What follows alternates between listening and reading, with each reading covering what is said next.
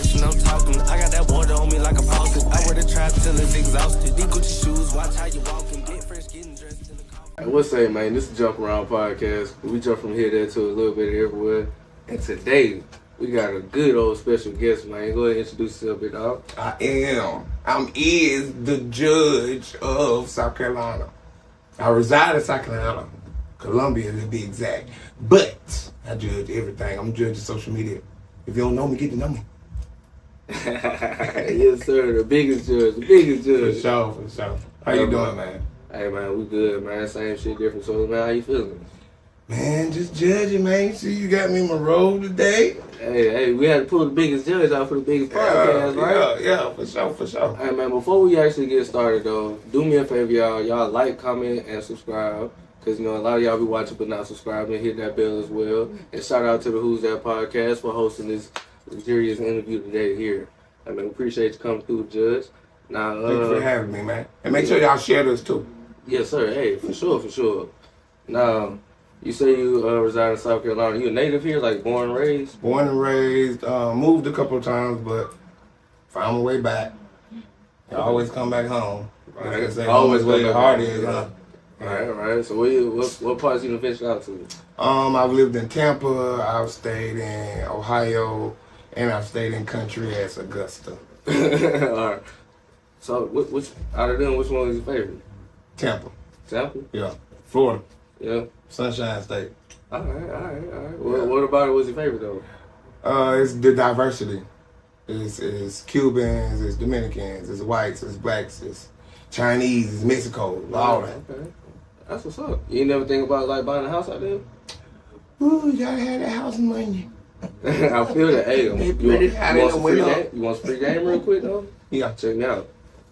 If you buy a house in Florida and it's not your main residence, you don't have to pay any taxes on that house. Mm-hmm. Yeah, that is free game. Y'all hear that? Y'all give me some money. I'm buying a house. Y'all ain't gotta help pay the taxes. If you ever want to get into real estate, you know that's some game for you right there. You know what I'm saying? Okay. But keep that in mind. you know, we got the biggest judge here. One of my biggest questions: how did the judge become the judge? The people made me the judge. I tell them that all the time. Y'all did this, so don't get mad when I say this or do it like this, because this is who y'all wanted me to be. I was just playing around in that wig. I got a courtroom wig. This is my going out wig. All right. It got to go to the cosmetologist. Yeah, don't put the courtroom wig on. You know, I don't want to be on stand. Yeah. So I put the courtroom wig on, and just so happened I had this robe. Because one of my followers hit me up, they like, put the wig on and do the case. So I sat in the car at the park and I did the case, and it went viral. What was the case? It was a case with Lauren Jones. She doing good now. She got a little paint thing going on and everything, but she was lost and passed out. Oh shit! And she didn't know where she was, and police and everything and all that. But yeah, we ain't not here or there. I closed that case. All right. We ain't gonna talk about that. Case closed. We ain't gonna talk about it. Hey, so that's how it came. So I'm not gonna lie. When I first met you, I didn't know exactly who you were. I'm not gonna lie, but your personality caught my attention. I wanted to interview you. So oh yeah, for sure, man. I always real recognize real, you know. So I want to ask you, how does it feel being like a Well, let me ask you this first. What do you consider your profession? Content creation or social media influencer? Social media influencer. I do create content, but I have a big influence on social media. A lot of people get on social media and they have views. Don't get me wrong. You know, it's people that got more views than me. But I'm one of the people that can get on social media, and if I tell them, hey, don't eat from this place because they got stale bread, right, your business is through. Okay, I got you. Your business through. Because you know I ain't gonna lie to them. I mean, them motherfuckers got stale bread. All right, I got you. So you type to speak truth to the people. Yeah. I got you. I did that. I fuck with that. I try to do the same.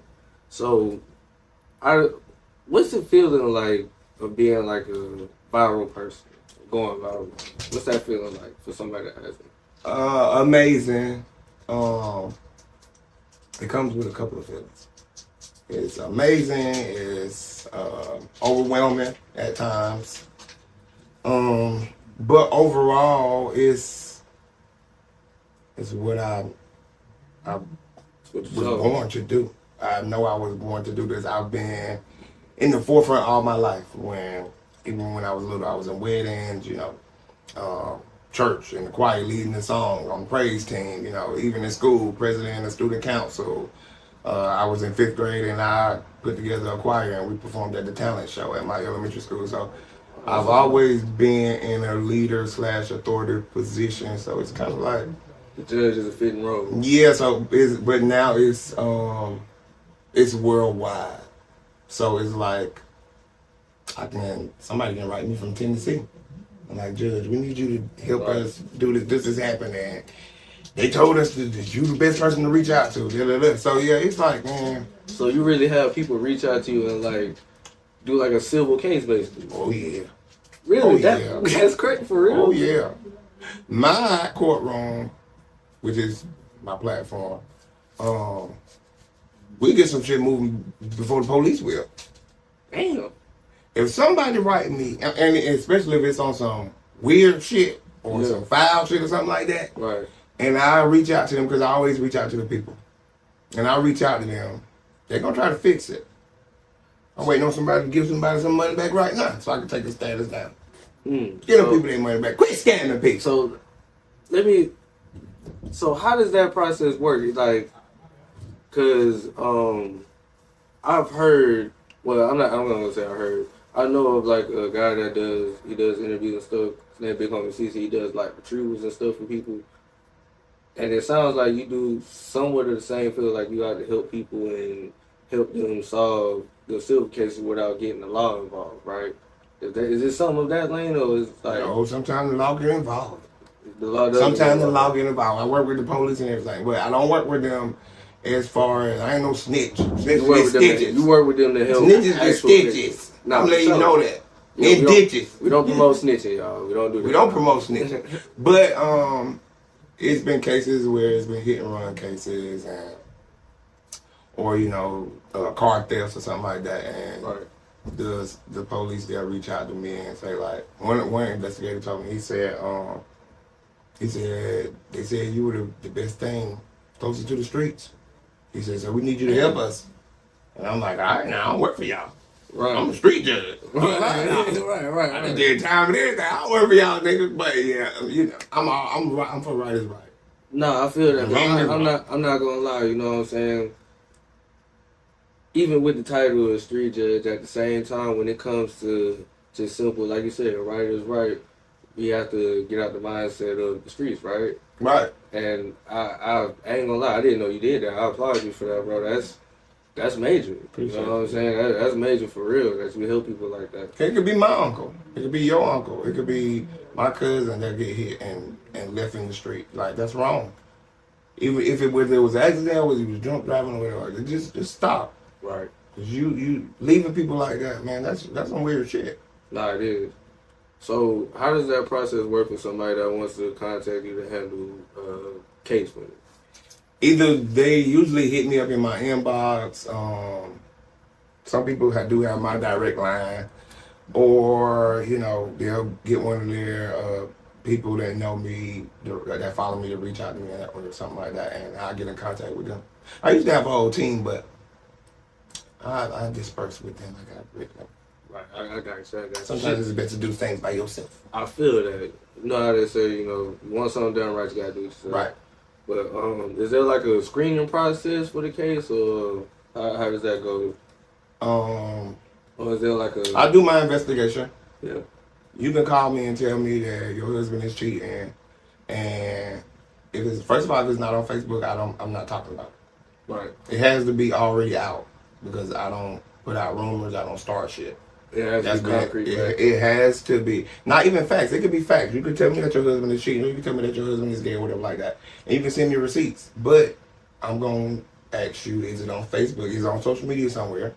And if you tell me no, I'm going to say, okay, well then you have the choice to put it on there if you want me to take the case. If you want me to even say anything about it. If it's not already If it's not on there, we don't talk about it. I got you. Okay. That's respectful. I feel that. That's the way to keep yourself safe, yeah. So, do you charge people for this service? Sometimes. Sometimes? Yeah, I've had a few cases where I had to charge them. So what's the stipulations on that? If it's bullshit and they just want to go viral. I got you. And I know it's bullshit. I got you. It won't be a lie, but I know it's bullshit. All right. So if somebody want to bullshit and go viral, how much that cost? I'm gonna start off at $300.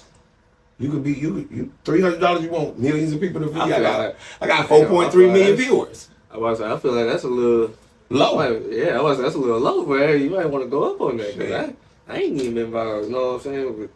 But I ain't gonna charge nobody, honestly. But I feel that though, if you bullshitting and trying to go viral, definitely charge them. But for actual people that like need help, man. Yeah, a lot of people come with bullshit. A lot of people, and I started doing this because a lot of people, they'll put out some shit and we just see that one side, and then we never hear the other person's side. Right. And then we take that side, that perspective of the side that we know. Then we looking at people with the stank nose and all kind of shit like that, and they didn't even do it. Right. That's where I come in. I'm gonna figure it out. And I'm gonna figure out the truth. And I'll tell people know not to lie to me. I've been doing this for a year. You been doing the judge thing for a year? Yeah. It just was a year. May. Wow. So what were you doing prior to being the judge? Just doing funny content. I used to do hip hop video recreations and just little, skits and stuff like that I come up with in my head. I got you. So I was still viral before the judge, but the judge is that became your what thing. What the audience tapped into. Yeah, that's what they like. I got you. I ain't gonna lie, I dig it. I don't watch some of your content. I was like, hey, this shit is funny as hell. This shit is good. I was like, this is good. But so how do you separate the social media life from your real life? Because I know I see a lot of people that get caught up in the social media life and the likes and the comments and all that, and it either goes to their head and they get the big head, or it fucking tears them down, destroy them emotionally. Just be the same way. A lot of people are social media actors. The only thing that's acting is this wig. Right. I'm crazy for real. I got you. I'm the judge with no sense that got all the sense in the world. But, I don't let comments bother me, because one thing I tell my people all the time, like, there's no need, you can't argue with the truth, and you no need to chase a lie. So the comments, they can say whatever. Me, my favorite thing to say is to the comments, fake pages, stuff like that. Thank you for watching me. Right. Thank you for being here. You took all the time in the world and wasted it on me, because that's what they say. I be wasting time. You wasted all your time in the world on me. You made a fake page. You came up with a whole name. Right. And now you're here commenting, doing what I need you to do. You're part of my 4.3 million viewers. And one of them is you. Right. You're doing exactly what the fuck you're supposed to do. So, then you got 4.3 million viewers. Goddamn, it's a lot of viewers. So how often do you see yourself being imitated? Ooh, somebody just imitated me the other day. Somebody just imitated me the other day with a crunchy wig. Not the crunchy wig. But it doesn't bother me. I'm inspirational to them. Hey, that's what you know what they say, imitation is the first form of flattery. Right. So, whatever. Floats your boat. You ain't never been a fucking wig like mine. But they can do whatever they want to do. Where you get your wigs from? Can't tell you that. All right. Tell you that I have to lock you up. All right. We ain't gonna go there then. We ain't gonna go there. All right. So I want to dive a little bit into your past. So how was it for you growing up down in South Carolina? Because I mean, what part you grew up in? Because I was born and raised here too. I grew up Columbia. The city or the countryside? City. City. Mm-hmm. So how was it growing up in the city? Because a lot of people don't. South Carolina is getting put on the map now, but a lot of people don't know about South Carolina. And I was back and forth from the city to the country, because I got people in Swansea too. I got a lot of people from Swansea, but growing up was good for me. Yeah, I always been the same way.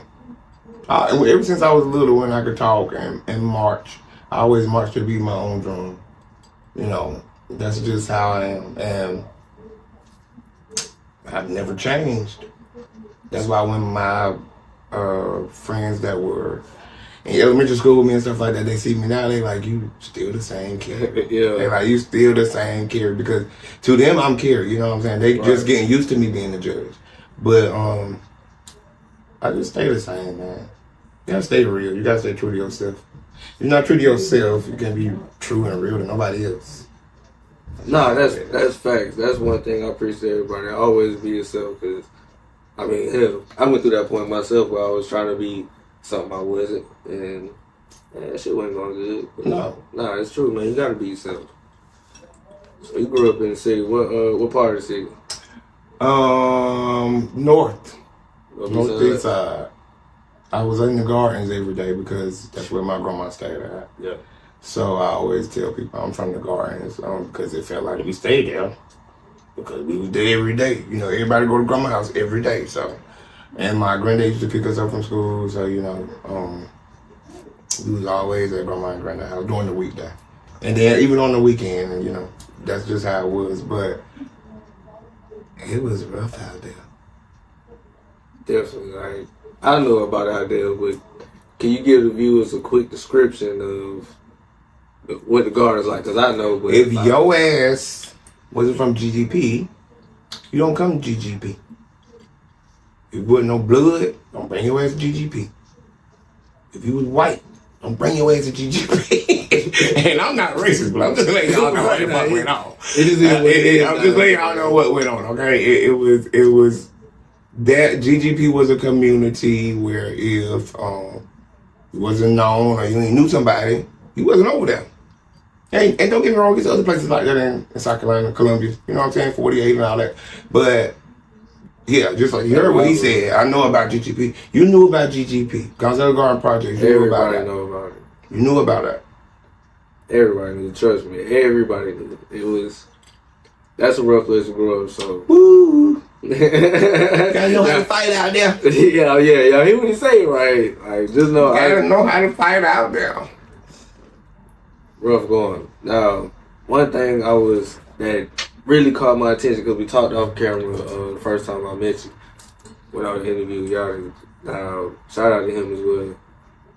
He was telling me about the Georgia prison system. And I wanted to ask you about that because he told me some shit that I didn't know at all. Like, it kind of blew my mind when you told me. So, how long did you do it? I did 2 years there. In total, I was there 4 years.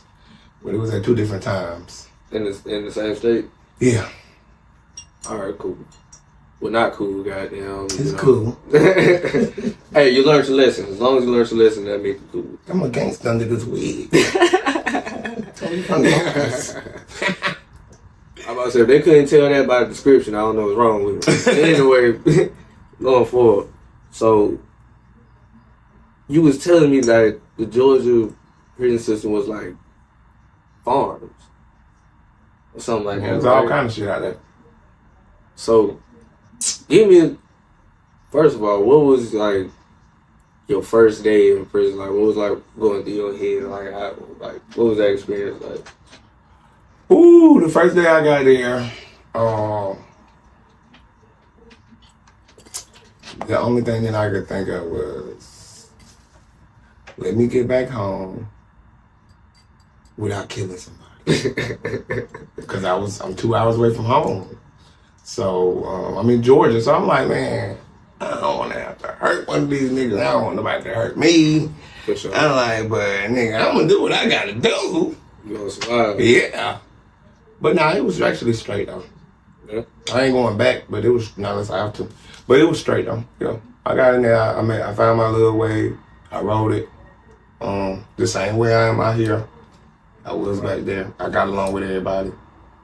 I sold all kind of cigarettes, weed, and all kind of stuff. Phones and everything. Milk. I did. Gotta do what you gotta do back there. Hey, trust me, man. I ain't sold no ass.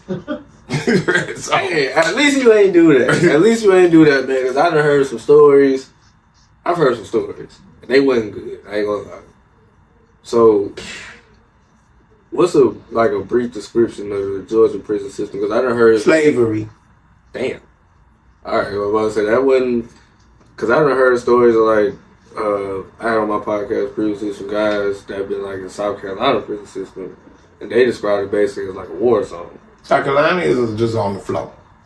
Yeah. So with Georgia, you would rather do time in Georgia than South Carolina though. Yeah. Georgia take care of you because the inmates take care of the prisons. Like they got one prison might be a farm, one prison might be a sewing factory, one prison might like they make the beds, they make the shirts and stuff that the prisoners wear, they make the drawers, everything. Really? Yeah. Damn, I ain't know. All right. And ship them from one prison to the next prison. That's all right. Damn, they making crazy money then. Mm-hmm. All right, yeah. They're not paying Bob Barker for sheets and stuff like that. They making them at one prison, shooting them to the next prison, shooting them to all the other prisons. Yeah. Damn, that's smart on the prison. I ain't gonna lie. So, if you don't mind asking, what did you get locked up for? Trafficking, reefer. That ain't funny, but trafficking, reefer. I love reefer, but the police don't. So hey man, they busted me. 45 pounds. God damn. 45? Yeah. We go wait. Yeah, you might go down for that one. Yeah, I went down. They tried to take my ass down to the ground, tried to give me 30 years. Damn. 30 for weed? Yeah. That's crazy. I said, I'll be back. I said, recess. I'll be back. God, I was about to go. I was on the run for 3 years, though. On the run for 3 years? Mm-hmm. How you pull that out? Just live your life regular. When you panic, that's when you get caught. Just regular. When you on the run, regular. I hope you weren't out here like Buddy from Louisiana with the face tattoos, like making videos. Regular. I was all on live and everything. Regular. You hear me? Don't you hear what I said? Regular. I was all in the clubs and everything. Regular. God damn. Catch me if you can, I'm gingerbread, man. Shit. For real. God damn. Oh, no. Hey, you live and you learn, though, man. I'm glad you made a turnaround, though. I'm about to say, you go from doing that to being a judge. That's a good turnaround. And that's what I like to promote on my podcast. You know, it don't matter about your history. It's about what you're doing now. Anybody can make a turnaround. For sure. You know? So, what's some good advice you can give somebody that want to get into being a social media influencer? Stay consistent. Everything is content. You never know what people want to like. Stay fresh. Stay creative. And once you find your avenue, stay consistent. You got to stay consistent. You got to stay consistent. So, all right. This is what I want you to do. I want you to give an example of being consistent, because a lot of people tell people, oh, you gotta stay consistent, but you know, there's different levels of consistency. There's different types of being consistent. Can you give like a brief example of like what you would consider being consistent? You gotta engage. I haven't did court in probably a month, and that's what I do. Court. I used to do it 3 times a week, but I still post content. I still engage. I still post statuses that's gonna make my followers engage and comment. I still tell people happy birthday. It's simple stuff that, celebrities don't do that I do, and I always tell people that, like, I'm never bigger than the program. You know what I'm saying? Y'all the ones that got me here. Yeah, God got me here, you know what I'm saying? And I thank him, praise him for it, but he is the one that allowed y'all to help me get where I'm at. Right. So I have to make sure that y'all know that I'm in tune with y'all like y'all in tune with me. I tell them that. Yeah. In my court, before I do court, I have announcements. I do birthdays. I do prayer. I do shout outs and stuff like that to let them know I see y'all. I might not comment. I might not like. I might not share it just because I don't share it, that doesn't mean I don't support it. It means that I can't promote it. Right. But I support what you're doing from behind the scenes. But I can't put that shit on my page. Right. Nah, a lot of people don't understand that when you start your own brand, it's it's technicalities. You know what I'm saying? You can't just put everything on there. You know what I mean? I feel so. I definitely understand that. I know a lot of people probably come at you with discrepancies about it, but it's just it's business. It's just like I tell them, this is my shit. Right. That too. Do whatever the hell you want to do. Feel how you want to feel. If you got the clout that I got, bitch, when you post it, they'll share this shit like, get the fuck about my face. No, facts.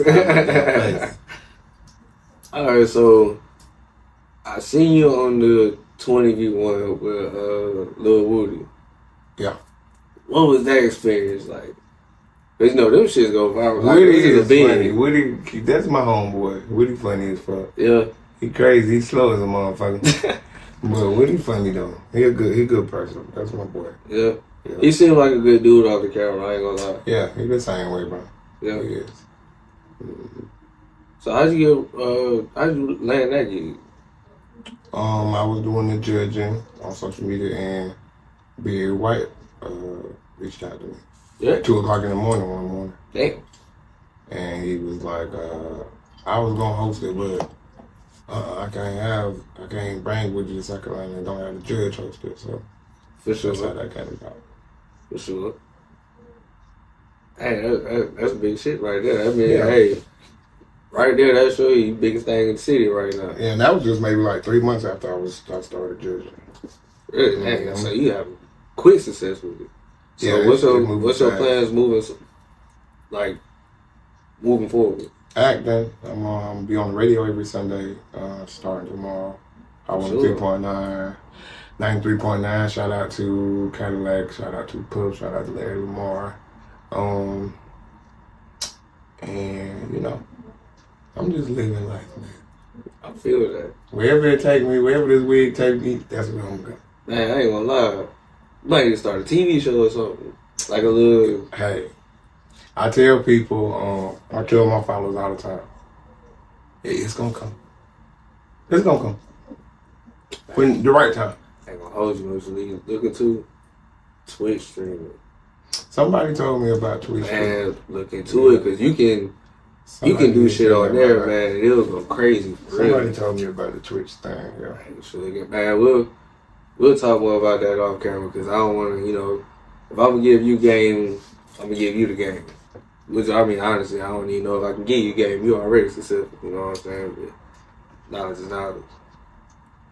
But hey, man, I know you got other stuff to do, man. I appreciate you coming through the Jump Around Thank you for having me, my nigga. For sure. Hey, do me a favor, though. Tell everybody where they can find you on social medias. Tell them where they can find that song at, because I fuck with that song. Follow me at the Judge Carey, at Judge Carey, on all platforms except for Instagram. On Instagram is Carey the Judge. And make sure y'all go download and listen to my theme song. It's on all platforms. This is my shit. DISMINY, SHIT, Judge Carey. Okay? I love everybody. Love y'all for loving me. Appreciate you for having me, man. Yes, sir. Yes, sir. Hey, we got big things coming, more to come. This has been the Jump Around Podcast. Y'all make sure y'all like, comment, and subscribe. Have a good night. Hey, appreciate you, my boy. Be safe on your events tonight, my boy. Thank you. Thank you. Yes, sir. It's TDG.